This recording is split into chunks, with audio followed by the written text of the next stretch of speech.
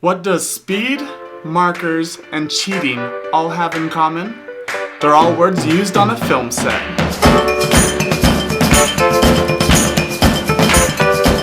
The last tips and tricks video of the month. Let's do it! Woo! Every Friday I release videos giving tips and tricks about acting and modeling, so if you haven't subscribed, feel free to hit that subscribe button. Also, if you haven't already, enter the giveaway. It's free to enter. This month we're giving away the book An Actor Prepares, which is probably one of the best books for actors to read. It's really easy to enter. Link is in the description. Today I'm going to tell you about some of the terms and words that I hear most commonly on film sets. It's important to know these words so that people actually think that you know what you're doing. So probably the first thing that you're gonna see is what's called a call sheet. A call sheet is usually put together by an assistant director. It includes the call times of all the actors, a summary of the shots that you're going to be doing that day. It has the address of the set location, and it also contains things like the nearest hospital and the weather forecast. Usually, this is emailed to you beforehand. It is really important that you don't lose track of where this is. The call sheet is the entire plan for that day. It helps you know what scene to prepare for, what lines you need to memorize, and just yeah. Now let's talk about how you start takes. A take is just a word for the shot, or the time when they call action to the time they call cut. Usually someone important behind the camera, the director, will call sound, camera, and then marker. Sound is for all the guys holding the booms, camera is for the camera, and marker is for the slate. Can we keep it quiet on set? Sound, speeding. Camera, speeding. Marker, and action.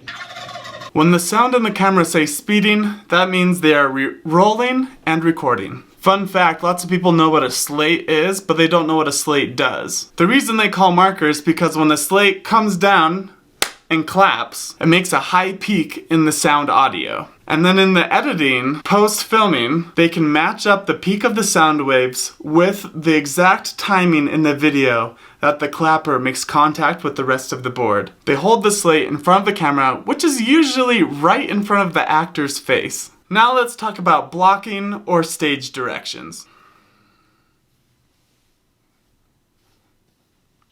Blocking is the choreography for actors. It's the plan so that you know where to stand at what time and what to do on what line. In theater, when you plan out your blocking and rehearse what you're going to do, oftentimes you actually use literal blocks to sit on. There's these giant building blocks that you can make into couches, tables, chairs. You set them out so that you can practice your blocking. I don't know what else to call it. In film, they don't really use blocks, but they still call it blocking. In fact, they oftentimes don't even rehearse. So if you're not sure where to stand or what to do during a take, you can ask the director, hey, what is my blocking? Where do you want me to go during this shot? And cut. All right, everybody. Back to one, let's reset. When the director calls out back to one, you go to where you started before they say action.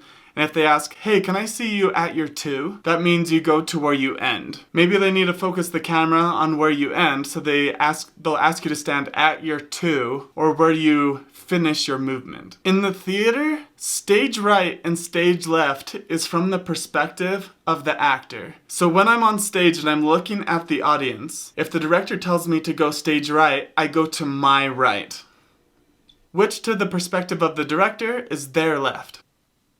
In film, this is just the opposite. When they say camera right or camera left, it is actually from the perspective of the camera. So when the director says, hey, can you take one step to camera left? I will actually step to the left within the frame of the shot, which is to my right, but which is to your left. Now let's talk about how to cheat. Cheating towards the camera, that is. When you've set out your blocking, you usually know where to stand, where to look, where to be, how to interact. So let's say in the shot, you're with your scene partner, and the director asks you, hey, can you cheat your body a little bit more towards camera? That means stay where you're currently standing, but just turn your shoulders towards the camera. This helps open your body up to the frame, making you look better, and helping the audience see your acting. I'm an actor. I'm acting. Hey Adam, can you just cheat a little bit towards the camera? A little bit more towards the camera? Yeah, you're just cutting yourself off from the frame. Is that better? You will learn to trust the directors or the DP. They want to make the shot look really good. They want to make you look really good. So if they say stand a little bit more to the left or a little bit more to the right, cheat towards the camera a little bit, do it. Just do it! Because they can actually see the frame. And for the last, probably most important word you will hear, lunch. But Adam, I've been eating lunch my whole life. I know exactly what lunch is. Well, you would be wrong. Lunch is just a word for the meal in the middle of your shooting day. So this could be at 3 in the morning if you're doing a night shoot. It could be at the same time you normally have breakfast, or dinner, or yes, even lunch. So when they call out it's time to go to lunch, just know that means you're gonna go eat food no matter what time of day it is. I love lunch. Thanks guys, that's it for this video. I'm sure I'll do another video in the future where I talk about words I didn't cover in this video. What are some more of the specific terms that I missed that you think I should include in part 2? Comment below, and if I like them enough, I'll include them in my next video.